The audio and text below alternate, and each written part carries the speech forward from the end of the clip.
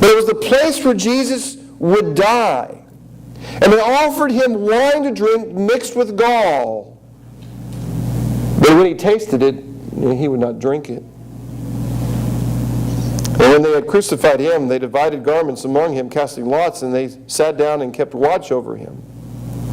And over his head they put the charge against him, which is read, "This is Jesus, the King of the Jews." So picture the scene. Jesus is on that cross, nails in his hands, the charge against him, but we already said that he's the King of the Jews. It was a trumped-up charge. People wanted to get him.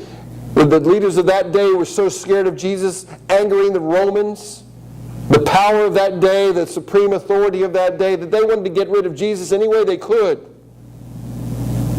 If you notice in verse 38, then 2 robbers were crucified, one on the right and one on the left. And those who passed by derided him, wagging their heads. I don't know how you wag your head. Is that like the bobble doll? You know those bobble dolls or the bobble things you get at sporting events or whatever?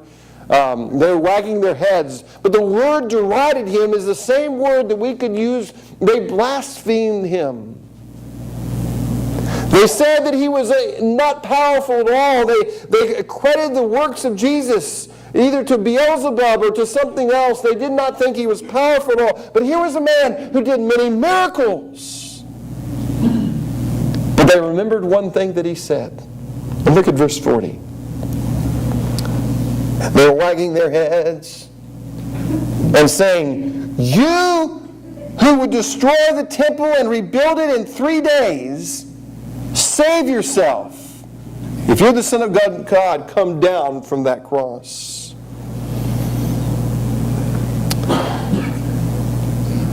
And what's so amazing about that? What's so amazing is that we see back in chapter 26 that they found these people who said this, that the charge against him was that he wanted to destroy the temple. Now, in that day, because all temples were guarded by this Roman authority and the Jews were scared of the Roman authority, they made a law that to even speak against the temple was a capital crime.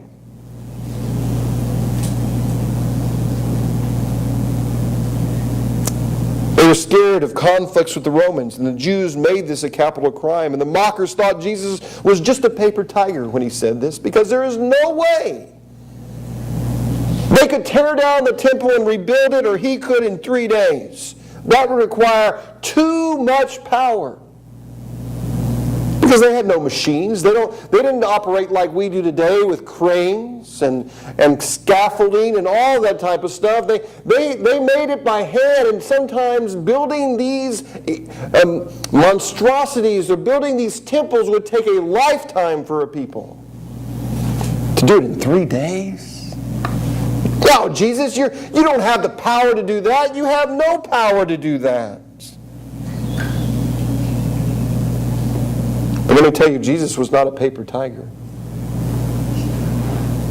He was the most powerful one because he's the creator of the universe.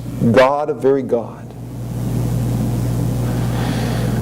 And because Jesus is powerful, you can trust in the power of the cross.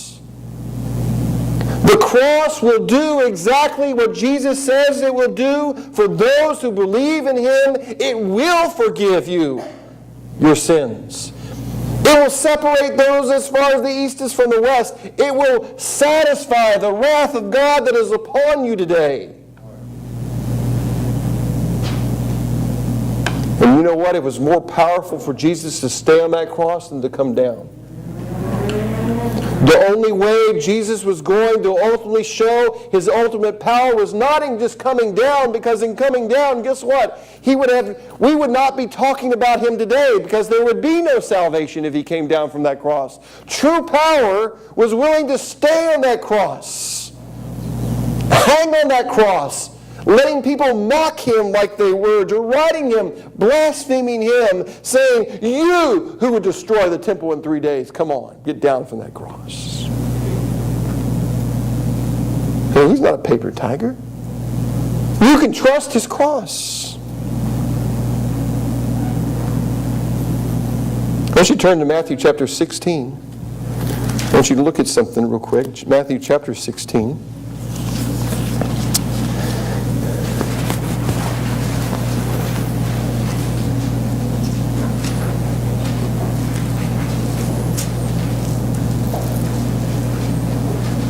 One of the reasons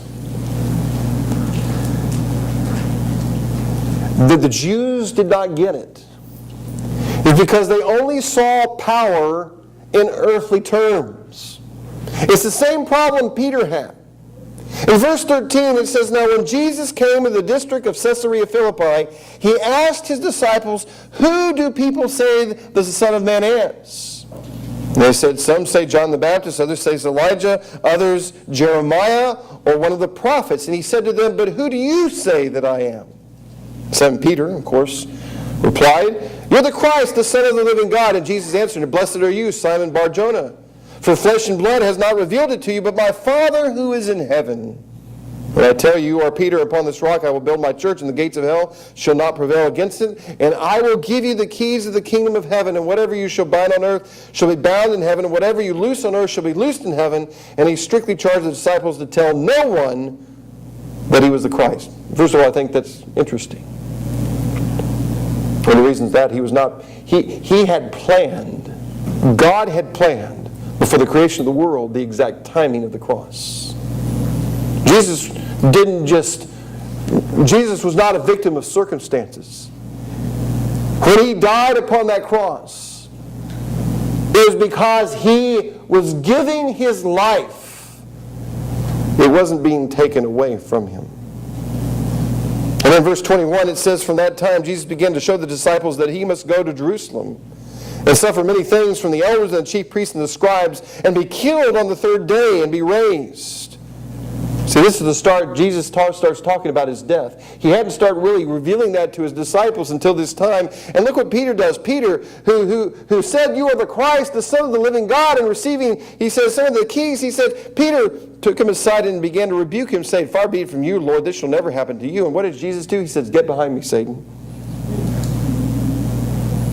You're a hindrance to me, for you are not setting your mind on the things of God, but on the things of man."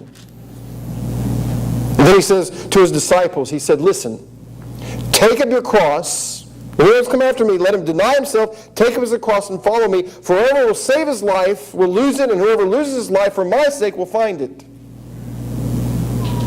See, Jesus' idea of power is something completely different. He's not a paper tiger.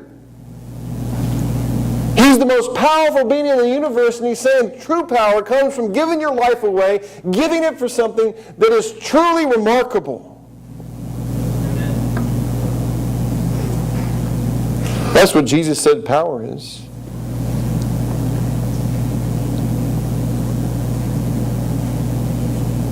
In John chapter 2, 13 through 22, if you want to turn there as well, John chapter 2.